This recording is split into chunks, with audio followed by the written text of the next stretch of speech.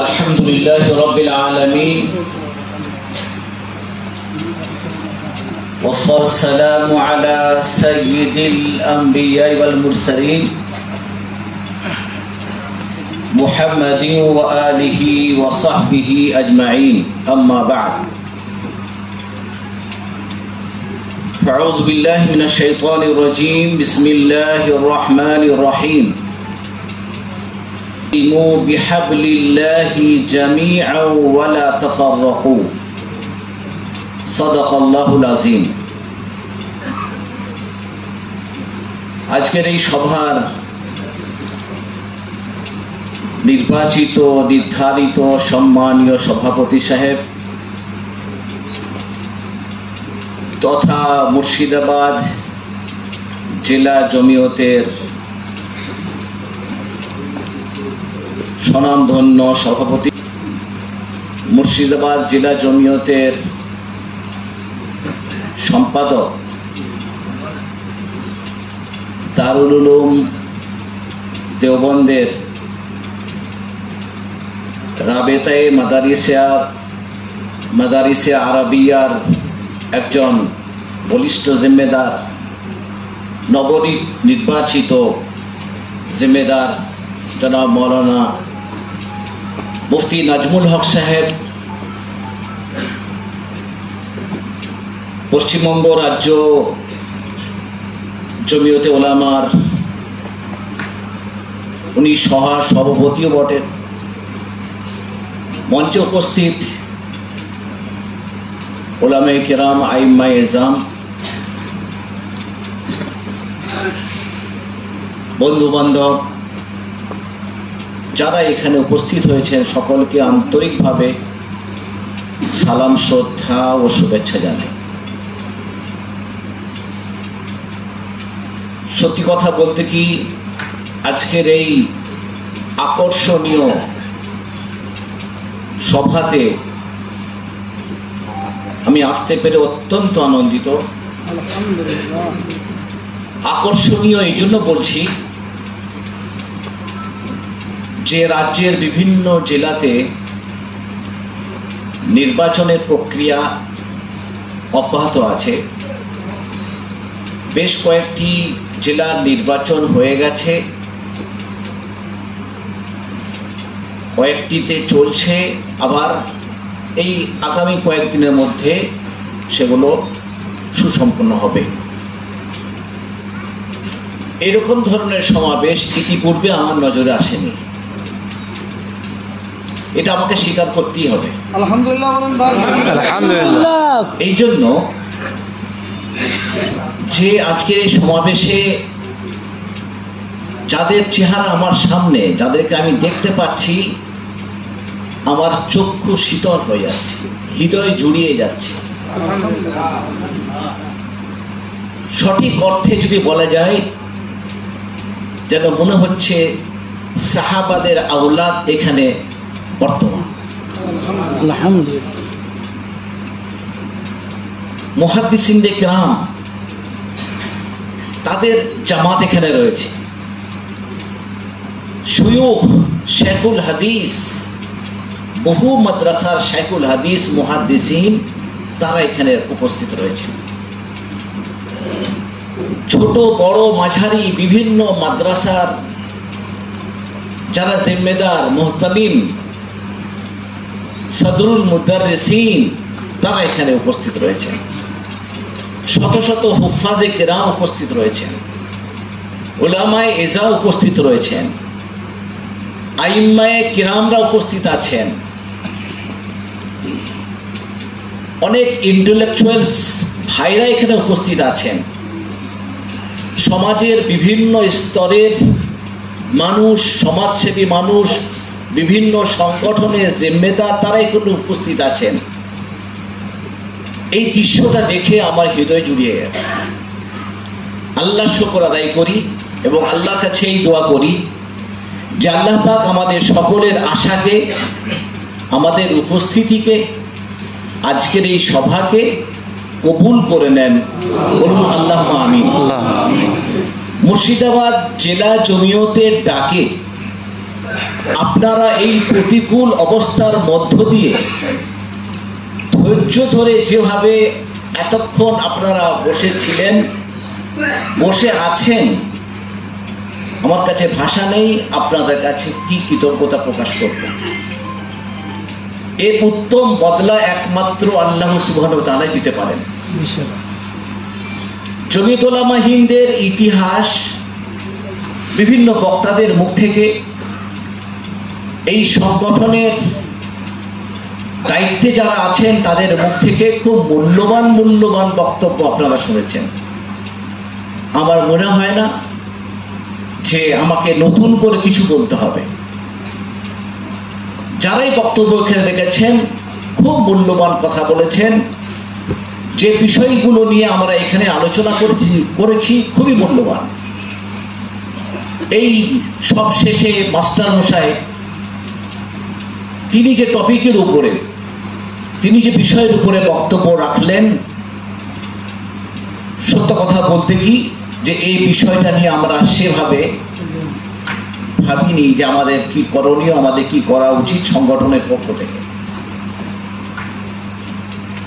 আজকের এই সভায় আসার পরে আমার মনে হয়েছে, বক্তব্য শোনার পরে মনে হয়েছে যে আমাদের উচিত এই ইস্যুটাকে নিয়ে, এই বিষয়টাকে নিয়ে আমাদের কেন্দ্রীয় নেতৃত্ব যারা আছেন তাদের কাছে তুলে ধরা, যেখানে জমিয়ত উলামা হিন্দ সর্বভারতীয় স্তরে সারা রাজ্যে বেকসুর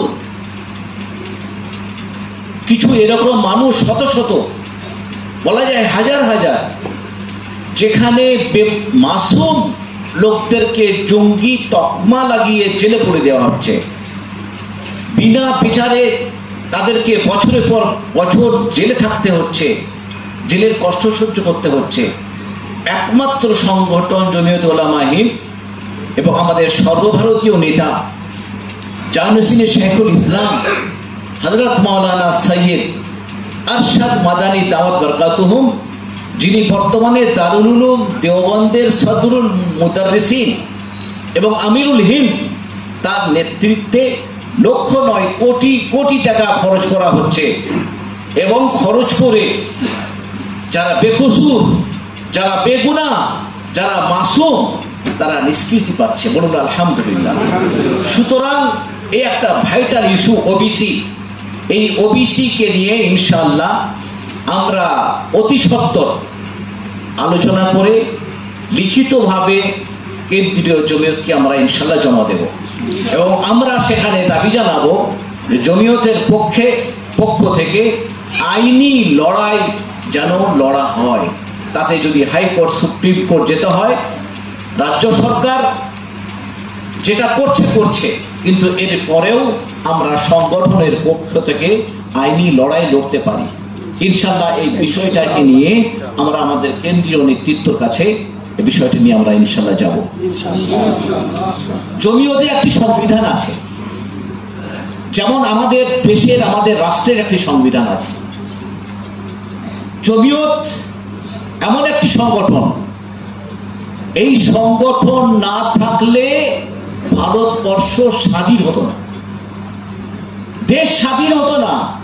আমাদের আকাবিরিন, আমাদের যারা বড়, যাদের আমরা ফলোয়ার্স, তাদের ইতিহাস যদি আমরা পড়ি যে তারা এই ব্রিটিশকে উৎখাত করার জন্য, ব্রিটিশকে তাড়াবার জন্য, দেশকে স্বাধীন করার জন্য তারা কি ত্যাগ তিতিক্ষা করেছিলেন। সুতরাং দেশকে স্বাধীন করার পিছনে ওলামাদের ভূমিকা, মুসলমানদের ভূমিকা, জমিয়ত উলামা হিন্দের ভূমিকা এ কখনো মোছা যাবে না। ইতিহাস আজকে পাঠ্যপুস্তকে সে সমস্ত মানুষ যাদের স্যাক্রিফাইস ছিল, যাদের ত্যাগ ছিল, যারা আত্মবলিদান দিয়েছেন, তাদের নাম ইতিহাস থেকে মুছে দেওয়া হয়েছে। সেই জন্য আমরা স্মরণ করব তাদের কথা যে জমিয়ত উলামা হিন্দ এমন একটি সংগঠন যে এই সংগঠন যদি না থাকতো দেশ স্বাধীন হতো না। এবং যারা স্যাক্রিফাইস দিয়েছেন, যারা আত্মবলিদান দিয়েছেন, যারা এর জন্য ত্যাগ তিতিক্ষা করেছেন, যারা এর জন্য কুরবানি দিয়েছেন, তারা বলেছিলেন দেশ তো স্বাধীন হবে, কিন্তু দেশ স্বাধীন হবার পরে দেশের সংবিধান সেকুলার হবে কি হবে না, এই উত্তর তোমরা দাও। সেখানে একটা কমিটি গঠন করা হয়েছিল। সেখানে যে কমিটি গঠন করা হয়েছিল, সেই কমিটিতে স্থান পেয়েছিলেন হযরত মাওলানা হিফজুর রহমান সাহেব রহমতুল্লাহ আলাইহি। দেশের সংবিধান সেকুলার হয়েছে। আজকে দেশের একটা অসম শক্তি, তারা চাইছে যে এই দেশের সংবিধানকে ভেঙে চুরমার করে দেবে, নতুন করে সংবিধান তারা রচনা করবে, এবং অলরেডি তারা একটা নীল নকশা তৈরি করে ফেলেছে। আজকে আমাদের মাথার উপরে একটা ঘন মেঘ দেখা দিয়েছে। দরকার আমাদের আপসের মধ্যে ইউনিটি, আমাদের আপসের মধ্যে একতা। আমরা এখানে এই দেশে যুগ যুগ ধরে হিন্দু, মুসলিম, শিখ, ইসাই মিলেমিশে আমরা বসবাস করি। আমরা এই দেশকে স্বাধীন করার জন্য যৌথভাবে সবাই আমরা লড়াই করেছি, লড়েছি। মুসলমানদের অবদান কোনো অংশে কম নেই। আমরা এই দেশকে ভালোবাসি। আমাদের কাছে অপশন ছিল, আমাদের কাছে প্রস্তাব ছিল পাকিস্তান যাবার, কিন্তু আমাদের মুরব্বীরা বলেছেন না, আমরা দেশ ভাগ চাই না। জমিয়ত উলামা হিন্দের নেতৃত্ব দেশ ভাগের চরম বিরোধিতা তারা করেছিলেন, চরম বিরোধিতা করেছিলেন। দেশ ভাগ হোক এটা তারা চাননি। আমরা তাদের অনুসরণকারী, আমরা তাদের অনুকরণ আমরা করি। সুতরাং তারা আমাদেরকে যে শিক্ষা দিয়েছেন, দেশকে ভালোবাসো, দেশপ্রেম আমাদের মধ্যে আছে। আমরা চাই না যে আবার এই দেশ ভাগ হোক, ধর্মের নামে ভাগ হোক, এটা আমরা চাই না। আমরা চাই এই দেশের সংবিধান অটুট থাকবে। কোনো পরিবর্তন, কোনো পরিবর্ধন, কোনো পরিবর্জন আমরা চাই না। মোহতারাম দোস্ত বুজুর্গ, জমিয়ত উলামা হিন্দ এমন একটি সংগঠন, যে সংগঠনের মাধ্যমে সারা দেশে বিভিন্ন রাজ্যে বিভিন্ন সোশ্যাল ওয়ার্ক হয়ে থাকে, আমাদের বড়রা করে থাকেন। আমাদের পশ্চিমবঙ্গে যখন আইলা তুফান এসেছিল, জমিয়ত উলামা হিন্দের মাধ্যমে টানা 2 মাস 2200 মানুষের 3 বেলা খাবারের ব্যবস্থা জমিয়ত উলামা হিন্দের পক্ষ থেকে করা হয়েছিল। যখন জমিয়ত উলামা জিন্দাবাদ, জিন্দাবাদ, জিন্দাবাদ, আরে শামসুদ্দিন সাহেব জিন্দাবাদ, জিন্দাবাদ, জিন্দাবাদ। যখনই দেশে কোনো প্রাকৃতিক দুর্যোগ, দুর্ঘটনা ঘটেছে, সে পানবন্যা হোক, ভূমিকম্প হোক, আমার মনে আছে গুজরাটের কচ্ছ ভুজ বলে একটি জায়গা আছে, যেখানে ভয়াবহ ভূমিকম্প হয়েছিল আজ থেকে বেশ কয়েক বছর আগে। জমিয়ত উলামা হিন্দের পক্ষ থেকে হযরত মাওলানা আরশাদ মাদানী সাহেব দামাত বারকাতুহুমের নেতৃত্বে সেখানে বহু মানুষের পুনর্বাসনের ব্যবস্থা করা হয়, এবং তাদের জন্য যে সমস্ত ঘর বাড়ি তৈরি করা হয়েছিল তার চাবি তাদেরকে তুলে দেওয়া হবে।